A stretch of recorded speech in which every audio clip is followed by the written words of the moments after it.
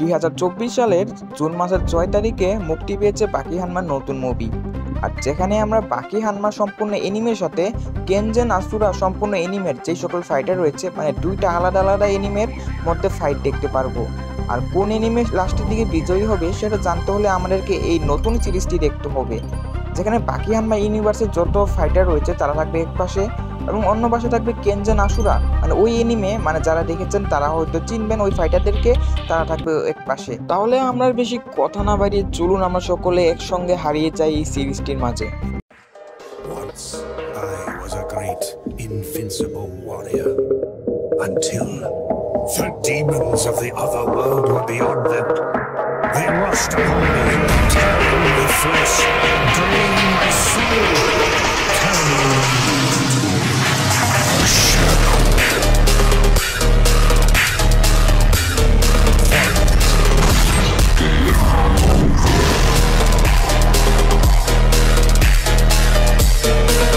I discovered the gates of shadow.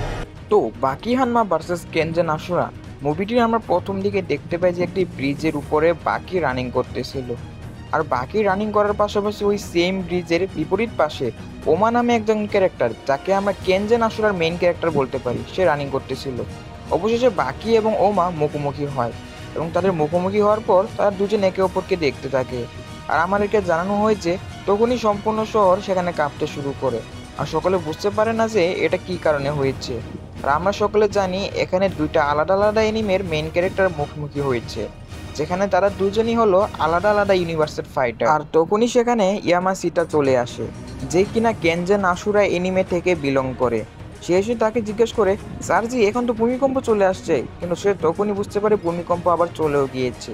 কিন্তু তখনই সেখানে ওমা বাকির দিকে ভালো করে দেখতেছিল, কিন্তু বাকি সেখানে ততক্ষণে চলে যায়।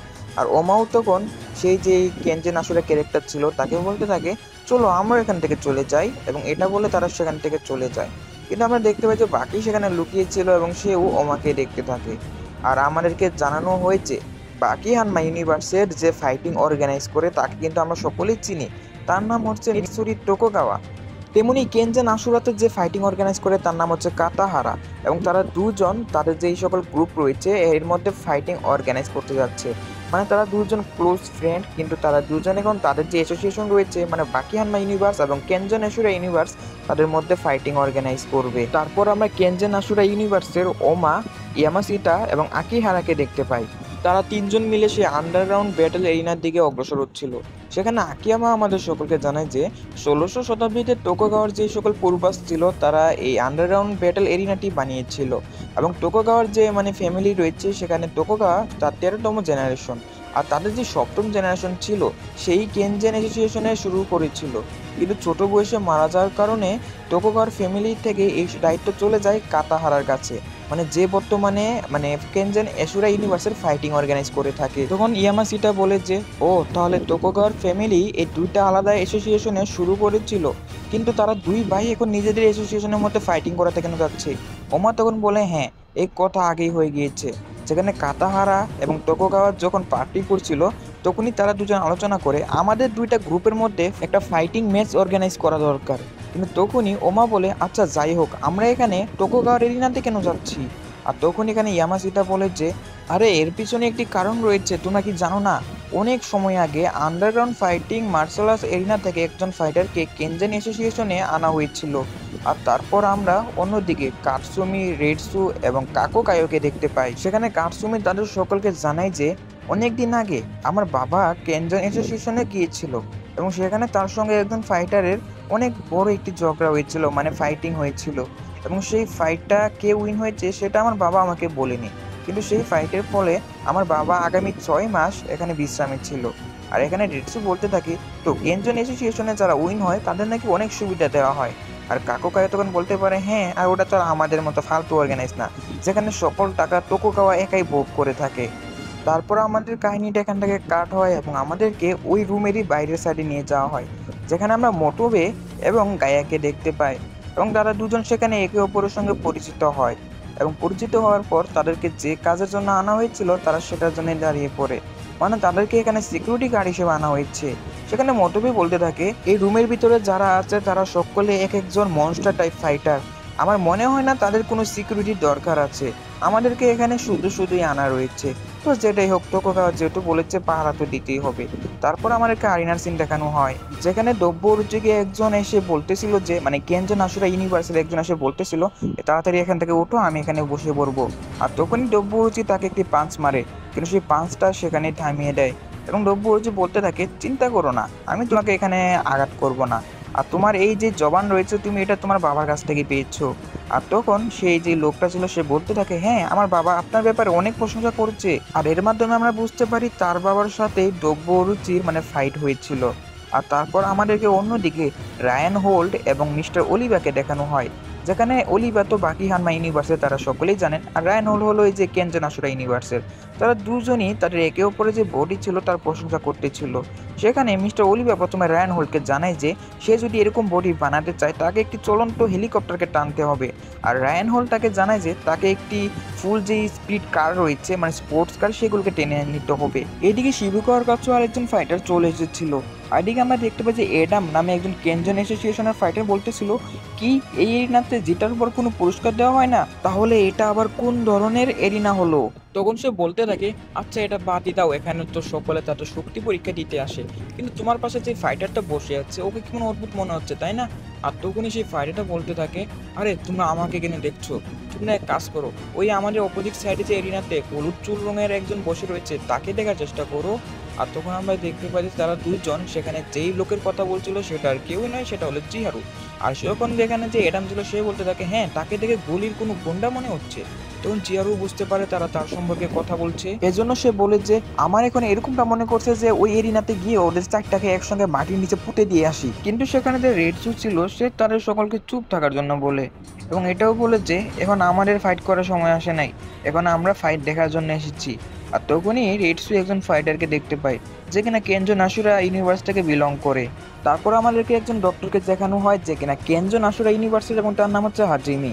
সে তখন বলতে থাকে যেই ফাইটার এখানে আহত অবস্থায় আমার কাছে চলে আসবে আমি তাকে সম্পূর্ণ চিরফার করে দিব। আর তখনই সেখানে বাকি হানমা ইউনিভার্সের যে ডক্টর ছিল মানে ডক্টর কুরে আসে চলে আসে।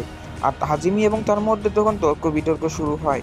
তখন হাজিমি বলে আমার কাছে তুমি কেন চলে আসছো, আর ডক্টর কুরে বলে এটা আমার কাজ, তো আমার উপর ছেড়ে দাও।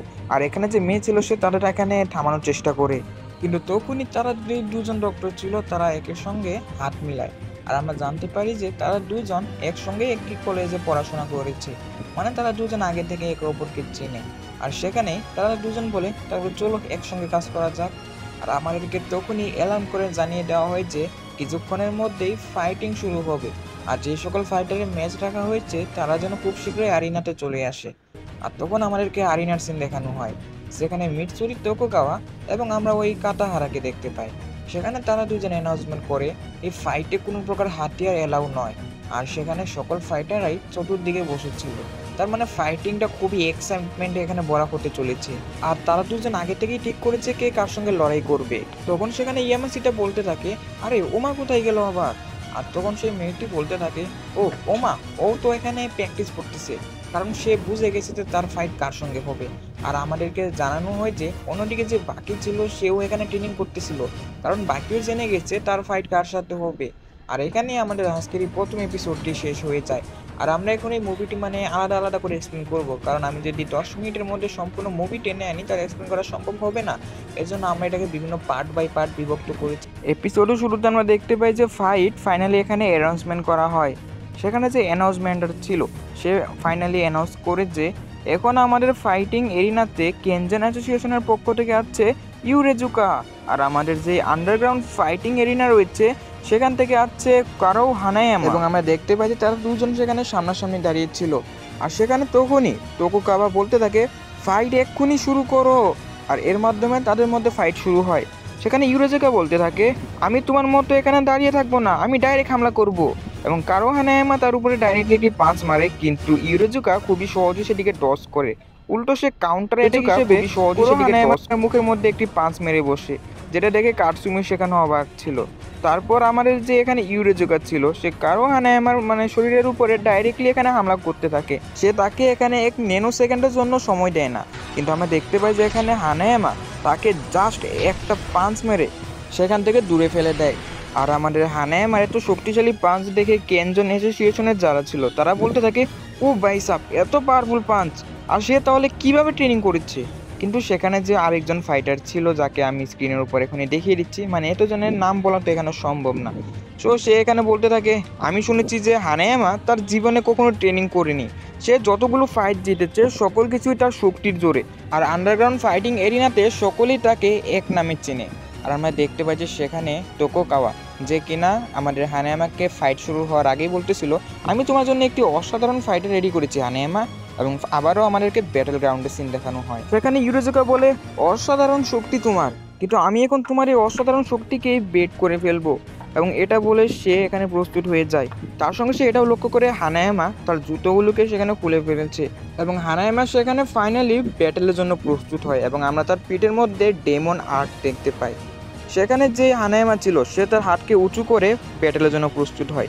ইউরোজুকা বলে, তোমার বডি তো এখানে অসাধারণ, কিন্তু তুমি কি আমার সঙ্গে এখানে জিততে পারবে? আমি তোমার এই বডিতে বই পাবো না, এবং এটা বলে সে হামলা করে দেয়। কিন্তু হানায়ামা তখনই তার পেটের মধ্যে একটি পাঞ্চ মেরে বসে।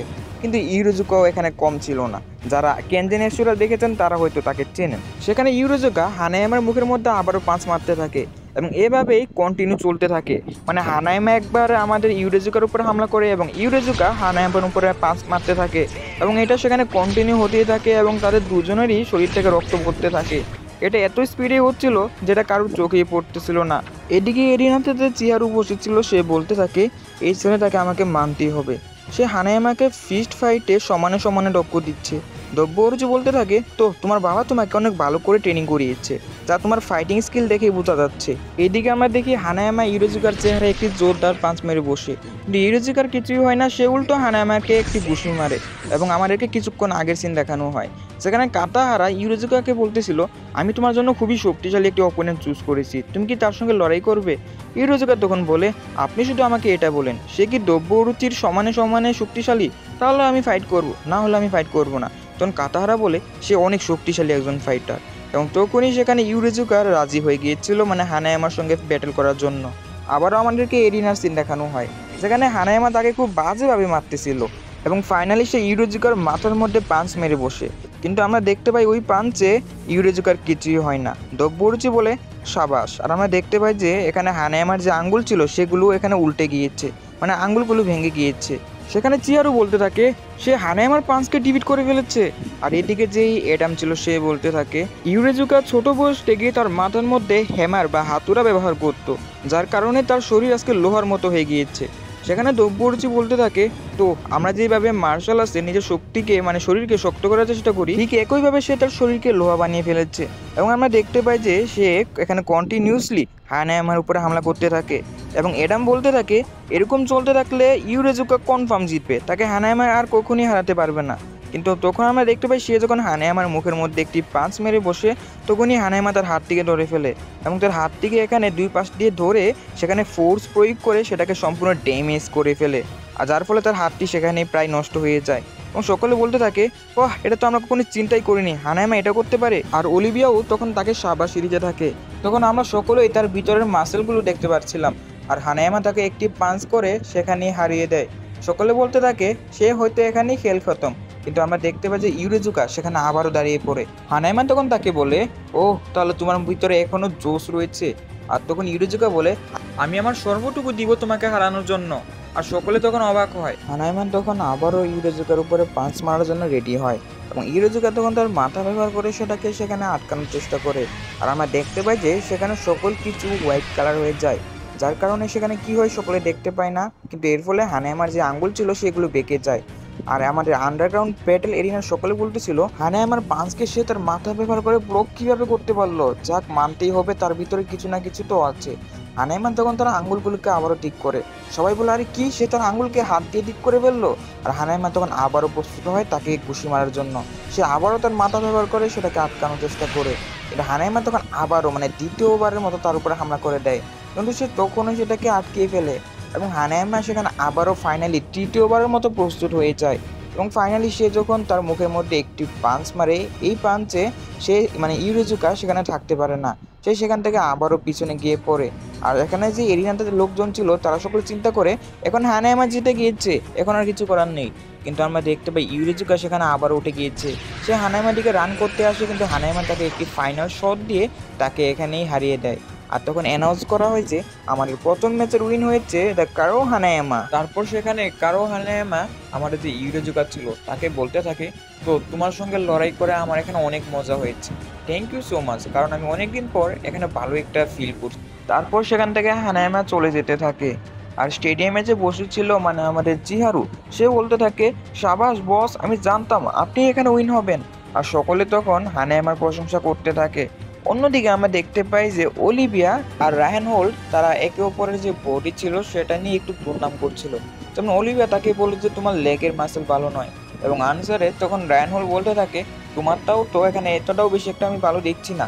আর তারপর তারা সেখানে পাঞ্জা লড়তে থাকে। সেখানে তারা দুজনই তাদের সর্বটুকু শক্তি দিয়ে দেয়। আর আমরা দেখতে পাই তৎক্ষণাৎ সেখানে শিবুকা এবং কেনগেন অ্যাসুরা ইউনিভার্সের যে শিবুকা রয়েছে মানে তারা দুজন এই দুজনকে সেখানে উল্টিয়ে ফেলে দেয়। এবং শিবুকা তখন বলতে থাকে, এই দুইটারই এখানে মাথায় সমস্যা আছে। এবং সে হাসুমিকে তার যে সেলফ ডিফেন্স রয়েছে সেটার জন্য প্রশংসা করতে থাকে। আর আমরা এদিকে দেখতে পাই যে ওমা, যে কিনা ইয়ামাসিতা এবং আকিয়ামার কাছে চলে এসেছে। সেখানে ওমা বলে যে আমি এখানে একটি মনিটরে তাদের ম্যাচগুলো দেখেছি, সত্যি ম্যাচটা সেখানে খুবই অসাধারণ ছিল। কিন্তু তখনই ওমা সেখানে কোনো একজনের ফিল পায়। আর সে দেখতে পায় যে তার অপোজিট সাইডে যে দাঁড়িয়ে রয়েছে সে আর কেউ নয়, সে হচ্ছে বাকি। এবং ওমা তখন বলতে থাকে, আমার যেখানে মনে হচ্ছে আমার এখানে সর্বটুকু ইউজ করতে হবে। এখানে ইয়ামাসিতা এবং আকিয়ামাও তার সঙ্গে সহমত পোষণ করে। তারপর সেখানে ইয়ামাসিতা বলতে থাকে, আচ্ছা তার পরবর্তী ম্যাচ কাদের মধ্যে সংগঠিত হবে। তারপর অ্যানাউন্সমেন্ট করে দেওয়া হয় এর পরবর্তী ম্যাচে আন্ডারগ্রাউন্ড ফাইটিং এরিনা থেকে চলে আসছে জ্যাক হানমা, এবং কেনগান অ্যাসোসিয়েশন থেকে চলে আসছে আমাদের রায়ান কোরে। এবং ফাইনালি তাদের মধ্যে এখানে ব্যাটেল শুরু হয় এবং কাতাহারা সেটা অ্যানাউন্সমেন্টও করে দেয়। এবং তারা দুজন সেখানে রানিং অবস্থায় একে অপরকে পাঞ্চ মারে, এবং তাদের পাঞ্চের ফোর্স দেখে আমরা বুঝতে পারি তারা দুজন এখানে সমানে সমানে শক্তিশালী। সেখানে সকলেই তাদের ব্যাটেলগুলোকে খুবই এনজয় করতেছিল, কিন্তু তারা সকলে লক্ষ্য করে যে রায়ান তার পাঞ্চিং স্পিডগুলোকে সেখানে বাড়িয়ে নিয়েছে। এবং ফাইনালি সে জ্যাকানমাকে একটি পাঞ্চ মারে এবং জ্যাকানমা সেখানে দূরে গিয়ে পড়ে। তারপর সে বলতে থাকে, তো আমি তো ভেবেছিলাম তুই অনেক বেশি শক্তিশালী, এখন তো দেখছি তুই অনেক দুর্বল। তারপর আমাদেরকে জানানো হয় যে কিছুক্ষণ আগে কাতাহারা যখন জ্যাকানমার ফটোকে রায়ানের কাছে দিয়েছিল তখন সে বলেছিল যে এই লোকটা ড্রাগস এবং বিভিন্ন ঔষধ সেবন করার মাধ্যমে নিজের শরীরকে অনেক পাওয়ারফুল বানিয়ে নিয়েছে। তখন রায়ান সেখানে হাসতে থাকে এবং এটা বলে, আমি ওই পাগলটাকে ভালো করে বুঝিয়ে দিব যে ওষুধ খাওয়ানোর মাধ্যমে কোনো ফাইটার হওয়া যায় না, ফাইটিংয়ের জন্য নিজের আসল শক্তি প্রয়োজন। এবং সে তখন জ্যাকানমাকে একটি উচিত শিক্ষা দেওয়ার মতলব আনে। এবং আমরা এদিকে দেখতে পাই সকলে দেখে যে জ্যাকানমা সেখানে নিচে পড়েছিল। সবাই চিন্তা করে হয়তোবা সে হেরে গিয়েছে। আর রায়ান হল বলতে থাকে, আরে ঔষধের দোকান, তাড়াতাড়ি উঠোস না কেন। আর তখনই জ্যাকানমা তাকে একটি পাঞ্চ বসিয়ে দেয়। এবং আমরা দেখতে পাই যে জ্যাকানমা খুবই স্পিডে তাকে একটি স্ল্যাশ মেরে দেয়। এবং জ্যাকানমা তখন ওঠার পর তাকে কন্টিনিউয়াসলি পাঞ্চিং মারতে থাকে। আর এখানে রায়ান সেগুলোকে ব্লক করতে থাকে। আর জ্যাকানমা তখন বলতে থাকে, এখন আমি সম্পূর্ণ প্রস্তুত, কি হলো এখন হামলা করতেছো না কেন। এবং আমরা দেখতে পাই যে রায়ান সেখানে নিচে পড়ে গিয়েছে। তখন জ্যাকানমা বলতে থাকে, তো কোথায় গেল তোমার এই সকল পাওয়ার, এই সকল শক্তি যেটা তুমি একটু আগেই বলতেছিলে। তারপর আমাদেরকে কিছুক্ষণ আগে সেন দেখানো হয় যেখানে তোকুগাওয়া জ্যাক হানমাকে বলতেছিল, আমি তোমার জন্য অনেক একটি শক্তিশালী ফাইটার রেডি করেছি যার নাম হচ্ছে রায়ান কোরে, তুমি কি তার সঙ্গে ব্যাটেল করবে। জ্যাক হানমা তখন বলে যে আমি কখনই তার সঙ্গে ব্যাটেল করব না, কারণ আমি কখনো দুর্বল মানুষের সঙ্গে ব্যাটেল করি না। তোকুগাওয়া তখন বলতে থাকে সে কোরিয়া ফ্যামিলি থেকে বিলং করে, যেই ফ্যামিলির প্রত্যেকটা পার্সন খুবই শক্তিশালী। এমনকি এটাও মানা হয় যে জ্যাক কোরে সে হলো তাদের যে কোরিয়া ফ্যামিলি রয়েছে সেখানে খুবই স্ট্রংগেস্ট একজন পার্সন। এবং এই কথা শোনার পর জ্যাকানমা সেখানে একটু রাজি হয়ে যায়, কিন্তু তারপরও তার এতটা মোট ছিল না, কারণ সে এখানে যে কোরে রায়ান ছিল তাকে অনেক দুর্বল মনে করতেছিল। আর আমাদেরকে তারপর এখানে এরিনাতে দেখানো হয় যেখানে তারা দুজন একে অপরকে আবারও পাঁচ মারতে থাকে, কিন্তু জ্যাকানমা তখনই সেখানে রায়ানকে একটি লাথি মেরে বসে, যার কারণে রায়ান সেখান থেকে দূরে যেতে থাকে। তখন এখানে যে আমাদের কাকো কায়ো ছিল সে বলতে থাকে, তো ফাইনালি এখন মনস্টার জেগে উঠবে।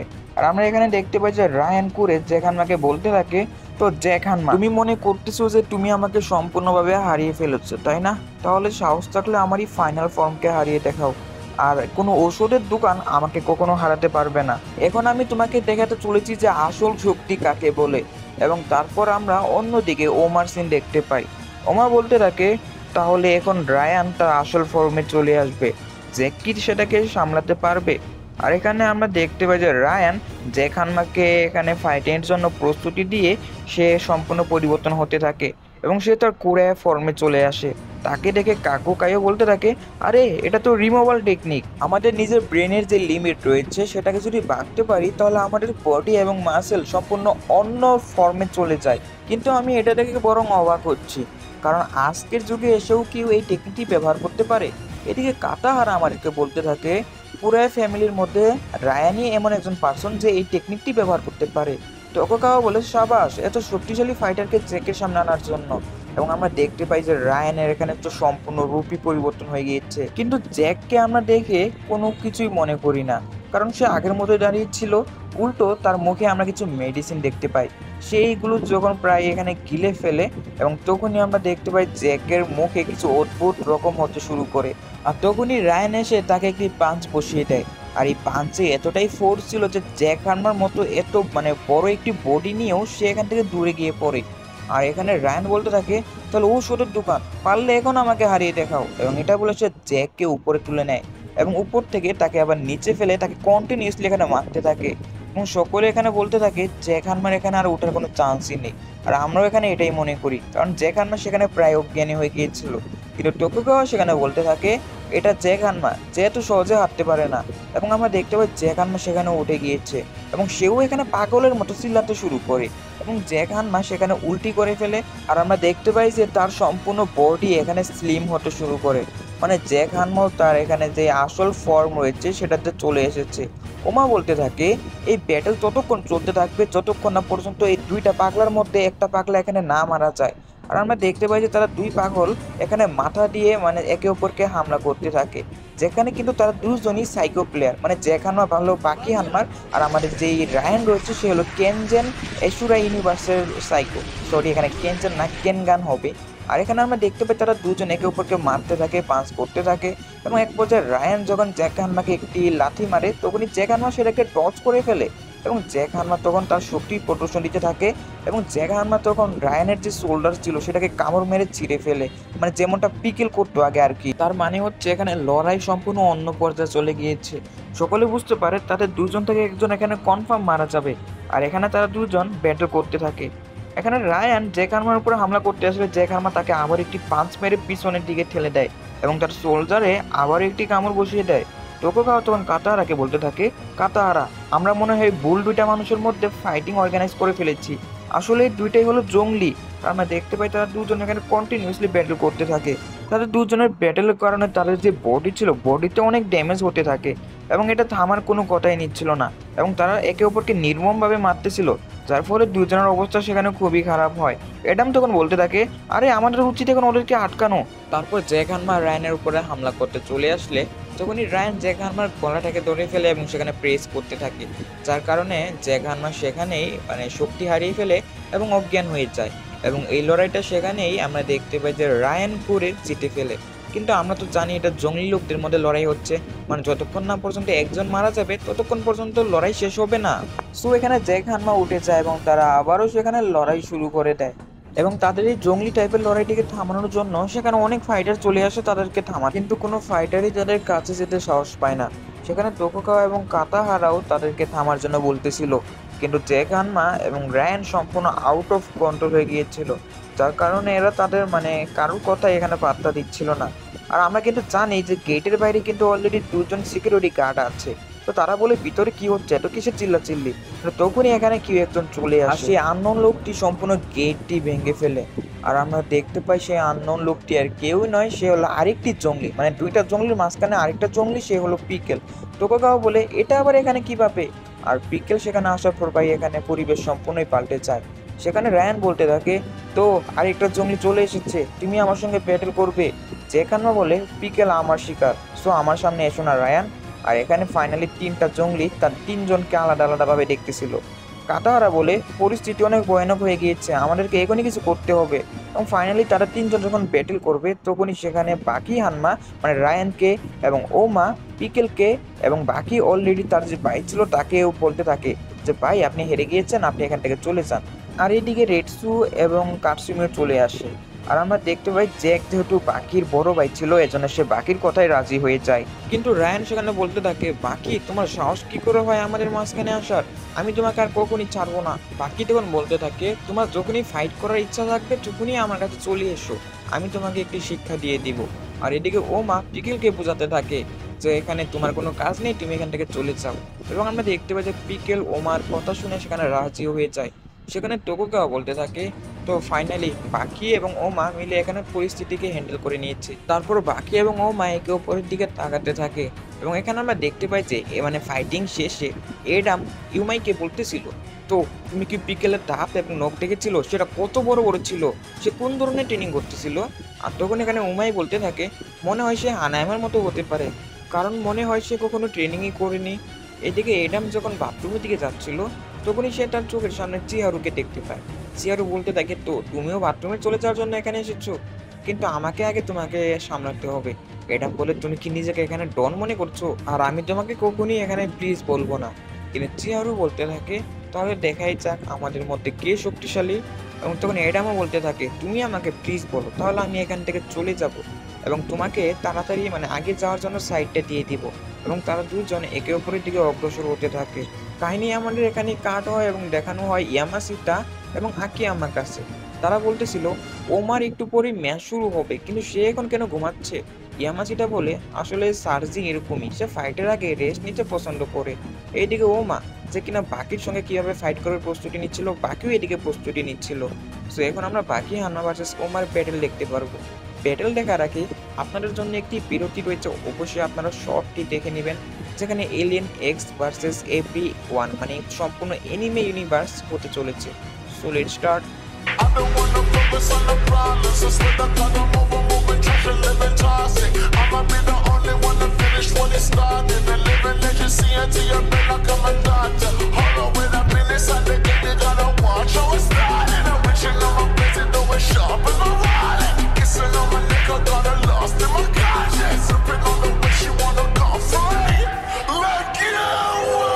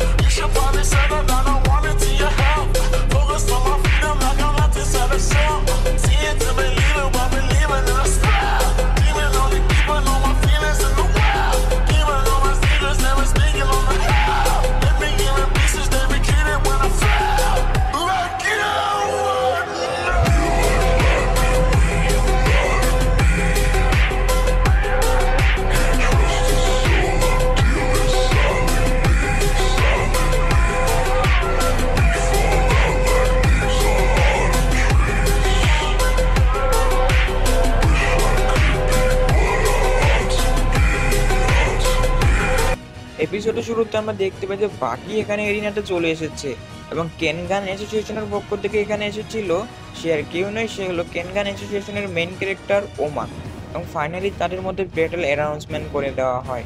বাকি সেখানে বলতেছিল, আমি অনেকদিন ধরেই এই দিনটার জন্য অপেক্ষা করছিলাম, কারণ আমি চাচ্ছিলাম যে তোমার সঙ্গে একটি ব্যাটেল হোক, এবং আজকে এটা ফাইনালি হয়ে গেল। আর এখানে সকলেই তাদের ব্যাটেল দেখার জন্য গভীর আগ্রহে বসেছিল। আর আমরা কিন্তু জানি টোকুগাওয়া এবং কাতাহারা তাদের পাশাপাশি কিন্তু এটা টিভিতে বা একটা স্ক্রিনের মাধ্যমে আরও অন্যান্য মানুষদেরকেও দেখাচ্ছে। ফাইনালি ব্যাটেল যখন স্টার্ট হয় তখন আমরা দেখতে পাই বাকি সেখানে হঠাৎ করে ওমার কাছে যায় এবং তাকে সেখানে হামলা করে নিচে ফেলে দিয়ে দেয়। আর আমরা দেখতে পাই এটা কিছু ন্যানো সেকেন্ডের মধ্যে হতে থাকে। সেখানে সকলে বলতেছিল, আরে এটা কি হলো, কিন্তু আমাদের যে এমআই ছিল সে একটু ইন্টেলিজেন্ট ছিল, সে তখন বলতে থাকে, তো বাকিও সেখানে কিছু ন্যানো সেকেন্ডের মধ্যে এই হামলাটা করতে কিভাবে পারলো। আর ওমা বলতে থাকে, আমাকে এখন সাবধানে ব্যাটেল করতে হবে। আর আমরা এখানে দেখতে পাই বাকি তার উপর আরেকটি কিক মারতে যখন চলে আসবে তখনই ওমা তার সম্পূর্ণ বডিকে শক্ত করে, যার কারণে বাকি সেখানে ব্যথা পায়। আর আমরা দেখতে পাই যে ওমারও একটি স্পেশাল টেকনিক রয়েছে, যার মাধ্যমে সে তার সম্পূর্ণ বডিকে এখানে শক্ত করতে পারে। আর বাকি সেখানে আবারও প্রস্তুত হয়। ওমাও বুঝতে পারে তাকে এখন সর্বটুকু ইউজ করতে হবে। আমাদেরকে এখন কিছুক্ষণ আগের সিন দেখানো হয় যেখানে ওমার কাছে আমাদের আকিয়ামা এবং ইয়ামাসিটা চলে এসেছিল। সেখানে তারা বলতেছিল আপনার পরবর্তী ফাইট হবে বাকি আনমার সঙ্গে, যে কিনা আন্ডারগ্রাউন্ড ফাইটিং মার্শাল আর্টস এরিনার চ্যাম্পিয়ন। তো আপনি কি এখানে কোনো টেনশন হচ্ছে না? তো ওমা বলতে থাকে তো তার সঙ্গে ব্যাটিং করে আমার এখানে অনেক মজা হবে তাই মনে হচ্ছে, কিন্তু তোমরা দুজন এখান থেকে চলে যাও, কারণ আমি এখন কিছুক্ষণ ঘুমাতে চাই। তারা বলতে থাকে আপনি এখন এই মুহূর্তে এসে ঘুমাবেন? তখন ওমা বলতে থাকে হ্যাঁ, আমি এখন ঘুমাতে চাই, কারণ আমি আমার স্বপ্নের মধ্যে তার সঙ্গে ব্যাটেল লড়তে চাই এবং এর মাধ্যমে তার শক্তির আন্দাজা নিতে চাই। তারপর আমরা দেখতে পাই যে সেখানে ওমা এবং বাকি আবার ব্যাটেল শুরু করে। ওমা সেখানে বাকির উপর কন্টিনিউয়াসলি পাঞ্চ করতে থাকে এবং বাকি যখন পাঞ্চ করে ওমা তখন তার সোলজার্স ব্যবহার করে সেটাকে ডস করে ফেলে। বাকি তখন ওমার সম্পূর্ণ টেকনিকটাকে বুঝে ফেলে এবং ওমা যখন বাকির উপরে আবারও পাঁচ মারতে যায়, বাকি সেটাকে ডস করে ওমার পেটের মধ্যে একটি ঘুষি মেরে দেয়। আর এই ঘুষির ফলে ওমা সেখান থেকে দূরে ছিটকে গিয়ে পড়ে এবং আমাদেরকে জানানো হয় যে ওমা কিসের জন্য বাকিরই পাঁচটিকে ডস করতে পারলো না। আসলে বাকি ওমার টেকনিককে বুঝে গিয়েছিল এবং সে তার সম্পূর্ণ শক্তি ব্যবহার করে একটি স্টেজ পাঞ্চ মেরে ফেলেছে। সো বাকি এই সেম কথা আমি যেটা বললাম এটাই এখন ওমাকে জানায়। ওমা বলতে থাকে কোনো সমস্যা নেই, তুমি আমার পরবর্তী টেকনিক থেকে বাঁচতে পারবে না। আর এখানে আমরা দেখতে পাই বাকি তখন ওমার উপরে আবার হামলা করতে আসলে ওমা তার সোলজার্স ব্যবহার করে সেটাকে এখানে আটকিয়ে দেয় এবং সে বাকিকে একটি জোরদার এখানে পাঞ্চ মেরে বসে। বাকি সে হামলা থেকে বাঁচার পর সে আবারও তার মুখে পাঞ্চ মারে এবং ওমাও বাকির মুখে আবারও পাঞ্চ মারে। শুধু পাঞ্চ আর পাঞ্চই হচ্ছে, তারা একে অপরকে শুধু পাঞ্চই মারতেছিল। তারপর বাকি এখানে উইনস্টাকের জন্য রেডি হয়। রেডসু বলে আরে ও কি চালু উইনস্টাক ব্যবহার করলো? আর আমরা দেখতে পাই যে বাকি ওমার পিছনে উইনস্টাক ব্যবহার করার কারণে সে এখানে অনেক চিল্লাচ্ছিল এবং বাকি সেখানে কন্টিনিউয়াসলি উইনস্টাইক ব্যবহার করতে থাকে। আর আপনারা তো জানেনই এখানে উইনস্টাইক কতটা বেশি পাওয়ারফুল একটি অ্যাটাক। সম্ভবত আপনারা পরিচিত আছেন এই অ্যাটাকটা সম্পর্কে, যারা বাকি আনমা দেখছেন। এবং সেখানে ওমা ফাইনালি তার টেকনিকটি বুঝতে পেরে এখানে বাকিকে টস করে ফেলে, কিন্তু বাকি তখন এখানে থেমে থাকে না। সে তার সম্পূর্ণ বডিকে সেখানে হালকা করে এবং সে তার বাবার বিরুদ্ধে বাবার সঙ্গে যখন ব্যাটেল করেছিল যে টেকনিকটি ব্যবহার করেছে সে সেই টেকনিকটি ব্যবহার করে, কিন্তু এখানে ওমা খুবই সহজে সেটিকেও আটকিয়ে ফেলে। আর তখনই ওমা বাকি সামনের দিকে সরে যায়, যার ফলে বাকি সেখানে দূরে গিয়ে পড়ে এবং সেখানে অনেক ড্যামেজও পায়। আর আমরা দেখতে পাই যে এখানে ওমা বাকির উপরে আবারও পাঁচ মারতে থাকে আর বাকিও সেখানে ওমার উপরে পাঁচ করতে থাকে এবং এটা কন্টিনিউ হতে থাকে এবং তারা দুইজন একে অপরের উপরে ডস প্লাস হামলা এইভাবে করতেই থাকে। সো বাকি এখন ওমার টেকনিকটি কপি করে ওমা যেভাবে ডস করতেছিল বাকিও সেমভাবে ওমার এটাকে ডস করে। ওমা তখন বলতে থাকে তো তুমি যে কোনো টেকনিক একবার দেখে শিখতে পারো, এটা খুবই ভালো একটি স্কিল, কিন্তু এই স্কিলটা আমার নেই, সো আমি এটা শিখতে পারিনি।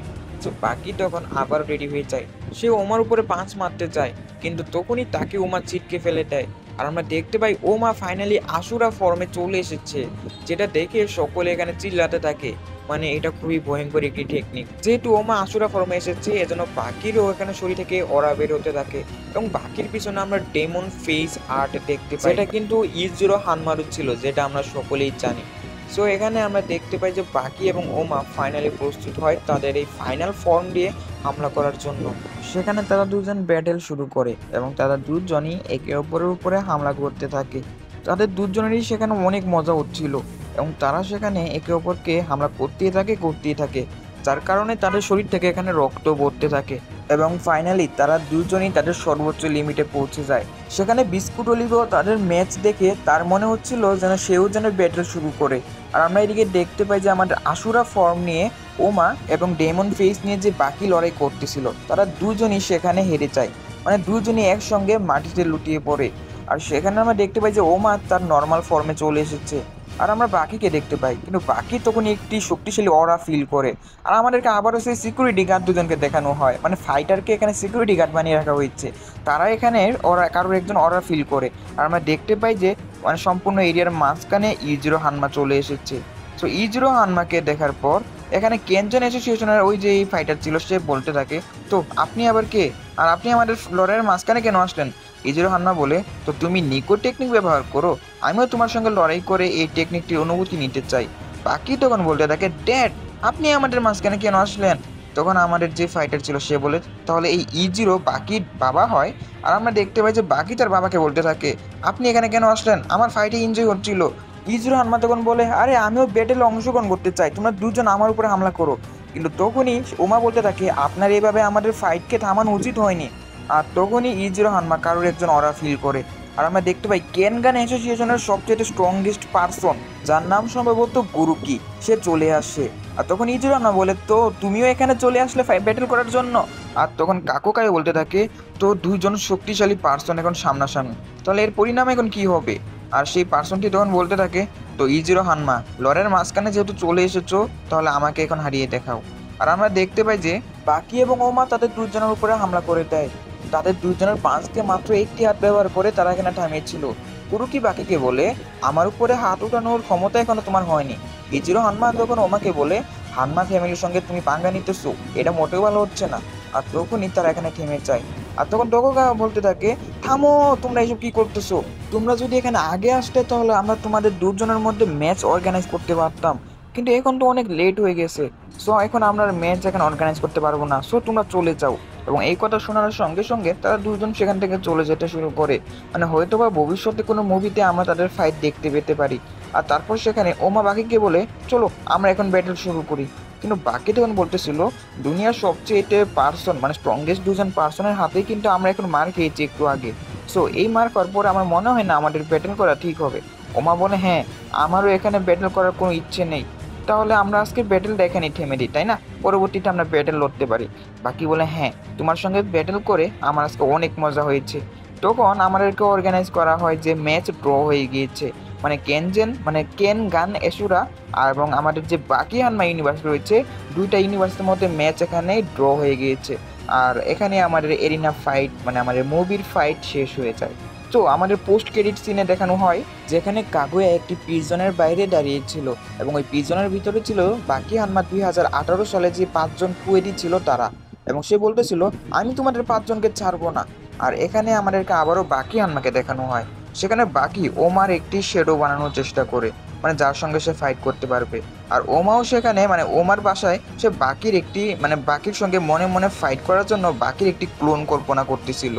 মানে এখন তারা দুজনই কল্পনায় তাদের দুজনের সঙ্গে আসল ফাইট করতেছিল। আর এখানে আমাদের টু বি কন্টিনিউ লিখে বাকি হানমা ভার্সেস কেনগান অ্যাসোরা পার্ট 1 শেষ হয়ে যায়। সো পার্ট 2 কিন্তু আসতে অনেক দেরি লাগবে ভাই, অনেক দেরি, আবার আসবে কিনা তারও কোনো গ্যারান্টি নেই। সো এখানে আমরা বাংলা মুভিটি শেষ করে দিয়েছি।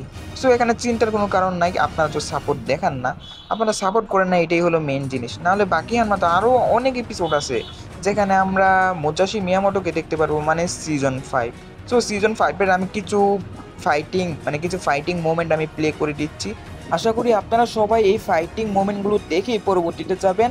আর আপনারা সবাই এই যারা মুভিটা ফুল দেখতে চান অবশ্যই আমার টেলিগ্রাম চ্যানেলে এড হবেন, কারণ টেলিগ্রাম চ্যানেলে আপনারা পেয়ে যাবেন সম্পূর্ণ মুভি ডাউনলোড লিঙ্ক, ঠিক আছে? মানে সেখানে ক্লিক করলে আপনি মুভি দেখতে পারবেন, কোনো এখানে আজাইরা কিছু থাকবে না। He's covered in an instant. In the blink of an eye. It's all over. Impressive strength. Perfect form.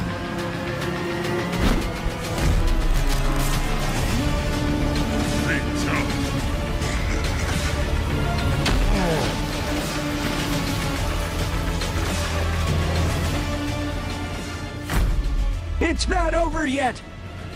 You're pretty good, Hamayujiro. It's time. No more steel. Empty hands.